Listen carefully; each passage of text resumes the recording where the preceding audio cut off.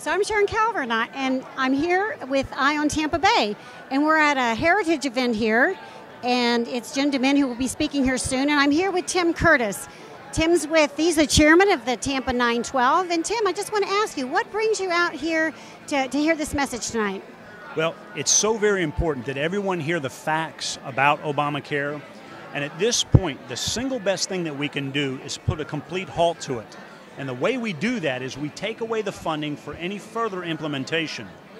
And I absolutely categorically reject the idea that we can't defund the implementation of Obamacare and still fund the rest of government. We absolutely can do it. We've done it in the past and we can do it now.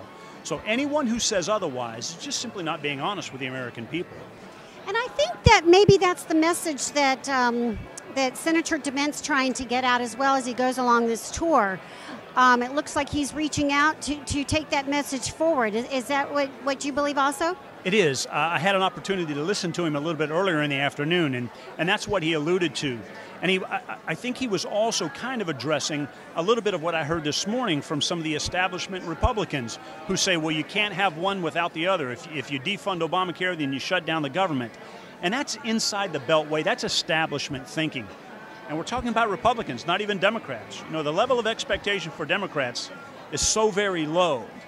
But we really believe that folks who say that they understand, believe in, and support the Constitution will do the right thing. And I believe that that's the message that Senator DeMint is taking around the country. We have senators and folks in the House that support the idea of defunding specifically this aspect, the implementation of Obamacare. The president admitted to us that it's not ready, and we should take him at his word and defund it until he thinks it's ready, and maybe in the meantime we can just roll it back all the way.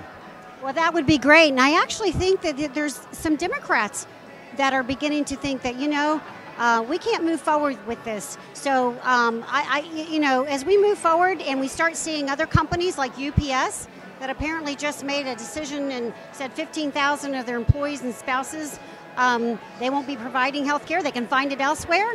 I think it may be resonating. Well, what we know to be a fact now, it's indisputable. There were allusions to it earlier, but now we know it to be indisputable. There are more people who are uninsured now than there were before we had Obamacare. So the single best thing that we could do if we're trying to increase access to health care is to do away with Obamacare as it exists.